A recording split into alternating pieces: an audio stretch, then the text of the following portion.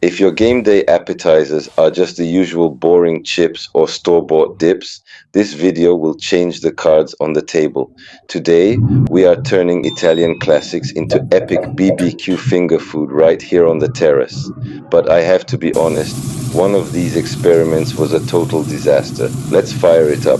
Welcome back to the terrace. Today we're making Italian tradition meet American BBQ technique. It's cheap, it's fast, and it's perfect for watching the game with a beer in one hand. We've got pancetta wrapped Friggitelli, Luganega sausage, and a Mortadella meatball experiment that honestly humbled me today. First, the Friggitelli. These sweet Italian peppers are perfect because the skin becomes incredibly tender. Treat them like a natural casing. This is where Italy and the United States truly meet on the plate.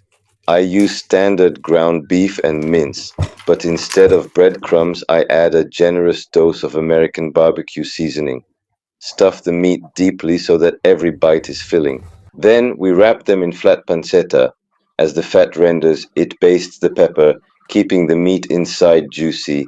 This is my terrace version of a jalapeno popper, but with more Italian soul.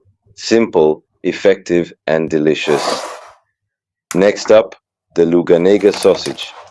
Don't just throw the coil on the grill in a mess. We eat with our eyes first.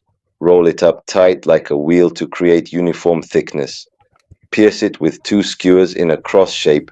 An X marks the spot to hold the structure, then slice between the sticks. Now for my science experiment, Mortadella Meatballs. My vision was a creamy melted center inside a smoky crust. The base is 100% Italian. Mortadella Bologna cubes, fresh ricotta, and abundant Parmigiano Reggiano. I intentionally skipped the breadcrumbs because I wanted that pure melt in your mouth texture. They looked absolutely perfect on the prep board.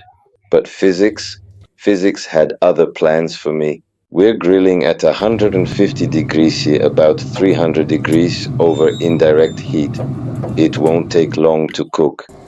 Look at the friggitielli with their delicious crispiness from the pancetta, the beautifully smoked sausage, and the meatballs have melted.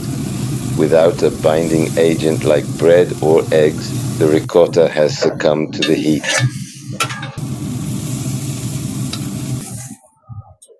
We tried, we failed, we learned. Aside from the balls, these recipes are way better than chips. I need your help for the next trial. How would you save my mortadella meatballs? Breadcrumbs? An egg? Let me know in the comments. And tell me, are you team sausage or team stuffed pepper? I'll see you at the next BBQ.